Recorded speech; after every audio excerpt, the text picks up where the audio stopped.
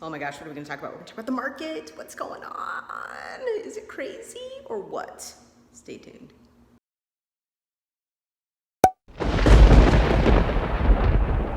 It is me, Ashley, with Keller Williams Real Estate in Everett. All right, so I'm gonna give a freaking market update, and you know that my area is really kind of like that mid to North Everett spot. Now, I'm gonna give you kind of my take on the whole entire market, just kind of like a little brief narrative. So, it's pretty widely known that, as we head into like fall and winter and all the holidays, that the market really kind of just like slows down. And I think if you remember from last year, it slowed down quite a bit, okay? So really, really slow, very difficult to move inventory. I mean, you had, buyers that were hesitating to buy, and it was really difficult to kind of get things going. And then we kind of came around to the beginning of the year and things sort of picked up again, but I feel like still not as aggressive as it was before, okay? Not as aggressive as it was before. So what's the market like now? Well, I think generally speaking, I'm gonna say it depends on where you are, okay? So, I mean, if you're watching this and you're in Seattle, I mean, you might be kind of experiencing more of what you would call like a buyer's market.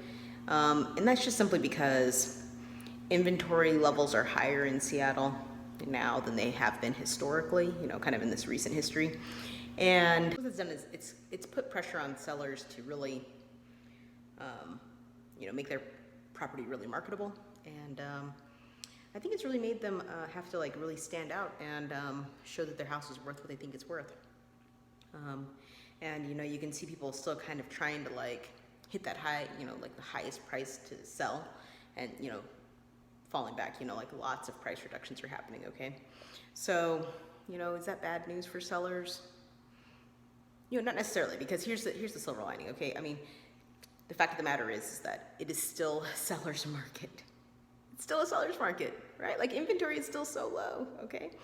Okay, inventory is still really, really low in most places, and it's still a seller's market. Now, to kind of focus in on Everett, the area that I really, really focus in on,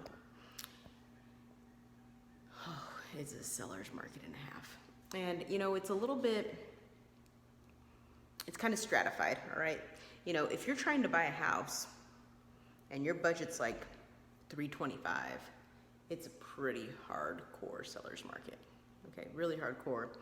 And I mean, if you're shopping in that price point, maybe you already know, it takes a little bit of guts and persistence, because it takes a lot of persistence and a lot of sort of, don't have a thin skin, and, try not to get too attached to the house, because, I mean, there's just so much competition, all right? So much. I mean, and still a lot of cash in the market. I mean, it's possible to come up to North Everett and bid on a house that's $500,000 and get beat by a cash offer. I mean, so there's still a lot of cash in the market, especially with there being kind of like an influx. Like, there's people that are in Seattle right now that are sitting on their properties, and they're saying to themselves, oh my gosh, I have a lot of equity.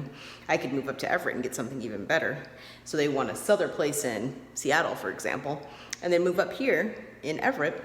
And yeah, I mean, and that's contributing to the thing, right? I mean, because you can get a water view house here for not bad, pretty reasonable amount of money, okay? Not possible to do in Seattle. So, I mean, let's I like to give some numbers, okay? And what I'll do is I'll pull those numbers up. So,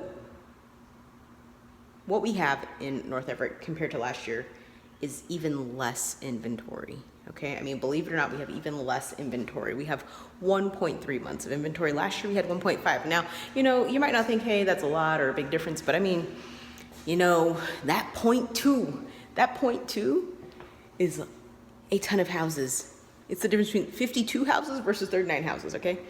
So, all right, so inventory is still quite low, and along with that, you can sort of see the other statistics that kind of would predict something like that. So I just want to remind you that all of these numbers are past numbers. So this is numbers from September. We're in October right now.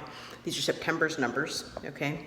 And September, it's one of those months where we might get like a little bit of residual energy, coming off of the fall season, like getting the kids in school and all that stuff. And so, I don't think that we're really going to see what fall/winter looks like, maybe not until like November, okay? But you can definitely see that there are fewer listings going on, okay? And that's contributing to this decreased month supply. The other thing that's really, really interesting that I want to point out, which is good news for sellers, is that the average and median house prices were up. They were both up, okay? So folks that were selling at that time, they made more money this year than they did last year. Okay, so this is good news. I mean, so it's not all bad news, I mean, for sellers, it's great, okay? Now, I will caution you, okay, because, house prices and all that stuff is kind of like a contagion, okay? And I don't want to like sound like, like I'm trying to like plan your fear of loss if you're thinking about selling or scare the hell out of you, okay? But, if you're sitting on a lot of equity and you're like, man, what I've been waiting to sell my house because I want to sell it for the most money I possibly can get, there's one thing you have to remember: you will not typically hit that peak. And the reason you won't hit that peak is because as soon as it hits the peak, you will probably want to say, oh, okay, I'll list it right now, and we'll already be past the inflection point, which is the high point. All right, so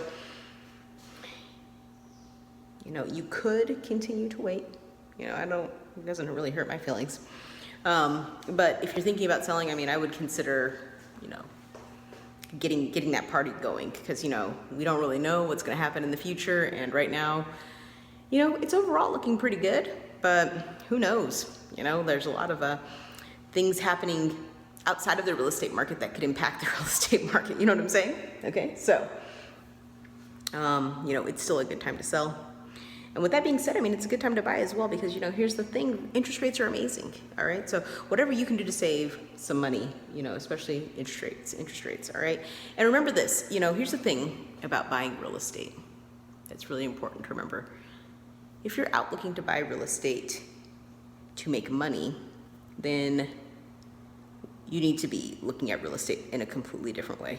Just hopping in today and being like, hey, I should buy a house because it's a good investment and I'm gonna make some money on it, is not the way to really think about real estate. Like, if you're jumping in right now and you're like, hey, I wanna buy something, the thing you should be thinking about is how is this house gonna change my life? Okay, how's this house gonna change my life? Not how's this house gonna make me money? How's this house gonna change my life? How's it gonna change my lifestyle? How is it going to impact my ability to increase my wealth? Like how what are those things? Am I gonna live like a more carefree life? Like, I'm gonna be able to like put up paintings when I want to. I can change the carpet. I can paint it when I want to do it. I can, do whatever you want to do. Okay. I mean, I think that's something to remember.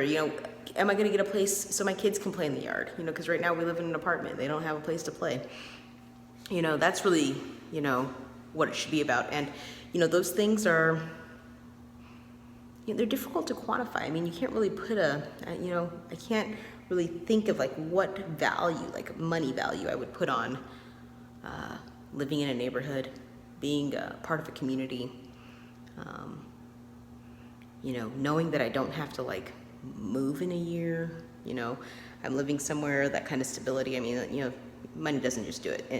And then the bonus would be if you got lucky, you'd make some money. I mean, I think buyers kind of get that a little bit confused sometimes. And I think, even to some degree sellers do, because they see people kind of like leaving the market right now and they, made a lot of money. But think about this. Those people that have a ton of equity, some of them topped in the market and they got lucky, okay? But other people, they've just had their houses for a long time, like you go buy a house now and you keep it for 30 years and pay it off completely, and you'll have money too, paid off in 30 years. But I can tell you right now, as far as investing, that's not an investment really.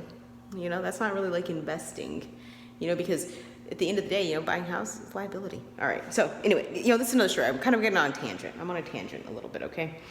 So, the numbers that I gave you were for residential real estate. So this is for houses, okay? Now, the thing that I want to tell you is the thing that's so interesting is the condo market, okay? And the reason I bring that up is because I'm in a condo right now. The condo market is interesting, okay? Like, it feels the condo market feels a little bit more like a buyer's market. And when you go to the numbers, okay, you will see that. Okay, so condo numbers, okay? So remember, in a previous video, we've talked about what the numbers look like, all right? So, the more inventory you have, the more you kind of swing towards a buyer's market. The less inventory you have, you're swinging more to a seller's market. And this just simply means that, so it's a simple principle of supply and demand. If there's a lot of inventory to choose from, then buyers have a lot of choices. And if buyers have a lot of choices, they have a little bit more control in the negotiation. When there's less choices, the seller has a little more control, okay? Just a little more, all right? So check this out. Month supply condos, 2.5 months. 2.5 months, okay? Now, that's so crazy. Like, okay, let's see if I can really describe it, all right? The number of listings compared to last year of condos in last September is twice as many right now. Twice as many, okay? And what does that mean going into fall? What does that mean going into fall? That means that going into fall, if you're looking for a condo, man, this might be your freaking season right here. Like, if you're looking for a condo going into the fall here, it's awesome. Okay? Are there going to be still like these units that are great? They're in like amazing communities and they're super duper competitive and like boom, there's like 5 people that want to get in there. Yes, that will happen, right? Because we're still in the seller's market. Okay? But that means there's more opportunity for you to find something nice and maybe get a deal on it. All right. So I would highly encourage you, if you're looking for a condo, call me. Okay, let's get you hooked up, because I think we get you something good. We get you something going. Okay, you'll feel good, like you got a really good deal. Okay. All right. So, and it's an opportunity, right? Like, if you're sort of thinking you want to be able to make money with your real estate, that was a tip right there. You'll make your money going in. Okay, you'll make money going in because you're going to pay less for the property. So yeah, I think that's really it. Like, the feeling I get going into fall is, I get excited because I work with a lot of buyers.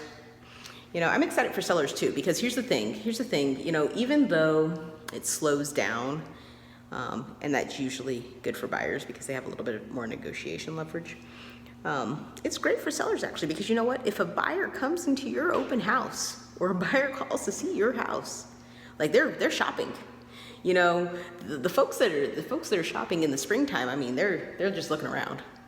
Okay, I'm not saying you can't have a serious buyer, in the spring. Obviously they're out there, but the people that actually get off the couch and put down that iPhone for 2 seconds to drive over to your house and check it out, man, they're serious people. All right, so make sure that whoever you're working with is helping you get your home. So hopefully, make sure they're following up with everybody, because those are real buyers. Okay, and they're looking to get things done. All right, so that's all I have from a market update. Please like the video, subscribe to my channel. If you have any specific questions, or you'd like evaluation on your home, or you want to sort of like sit down and talk about like, oh, where are the areas of opportunity, I want to invest, or I want to buy, and I want to make sure I get a good deal, call me. All right, call me.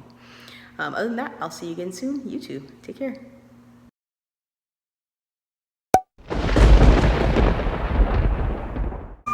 There. Man, does that shit really happen right now? Some big old truck freaking backing up. I'll pause. I'll wait. Okay. It just takes a lot of persistence, because there's still...